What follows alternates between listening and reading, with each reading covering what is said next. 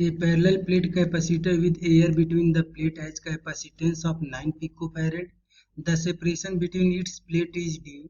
The space between the plate is now filled with two dielectric. One of the dielectric has dielectric constant K1 is equal to 3 and thickness d by 3, while the other one has the dielectric constant K2 is equal to 6 and thickness 2d by 3. The capacitance of capacitor is now. Now यहाँ पे मैं given a parallel plate capacitor is filled in air, has terminal A and B, and distance between the plate is d, and cross sectional area of the plate is A.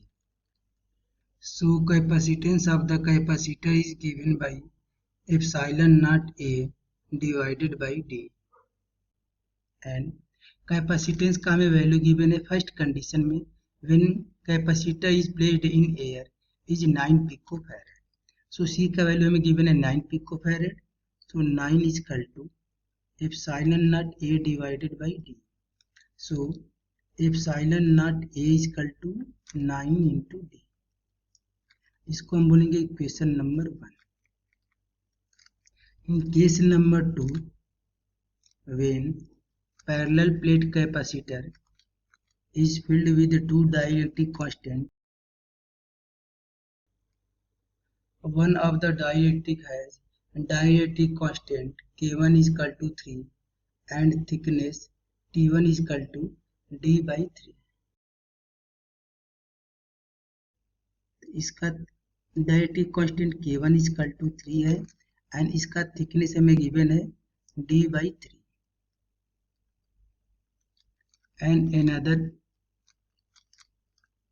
is filled with the dielectric constant K2 is equal to 6 and thickness 2d by 3.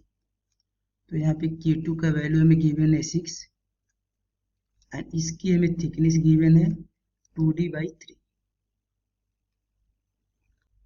And हमें calculate करना है second case में capacitance.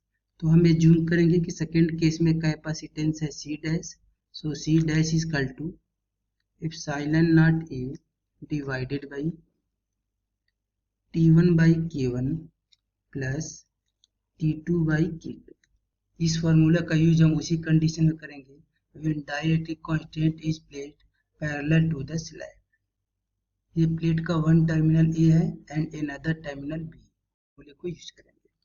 तो C dash is equal to epsilon naught A divided by T1 में इस thickness है, इसका thickness है d by 3. So d by 3 into dielectric constant of material 1 and इसका डाइलेक्ट्रिक कांस्टेंट है 3 plus thickness of second material, इसका thickness है 2d by 3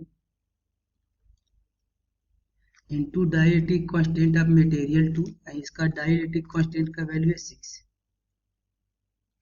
सो 2 से यदि हम 6 को कैंसिल करेंगे तो कैंसिल होगा 3 टाइम में. So C dash is equal to epsilon naught A को हम इक्वेशन नंबर 1 से लिख सकते हैं 9d. तो 9d डिवाइडेड बाई ये हो जाएगा d by 9 एंड ये भी हो जाएगा d by 9. तो d by 9 plus d by 9 that means 2d by 9. d से d कैंसिल हो जाएगा. सो C डैश विल बी 9 यदि ऊपर चलाएगा तो 9 इंटू 9 दैट मीन्स 81. 81 में यदि हम 2 से डिवाइड करेंगे तो ये आएगा 40.5. यहाँ पे हम लिख सकते हैं तो C डैश इक्वल टू ये 9 ऊपर आ जाएगा. सो 9 इंटू 9 दैट मीन्स 81. 81 में यदि हम 2 से डिवाइड करेंगे तो ये वैल्यू आएगा 40.5. 81 divided by 2 equal to 40.5 picofarad. ये हो जाएगा हमारा आंसर एंड ये मैच करेगा ऑप्शन नंबर डी से.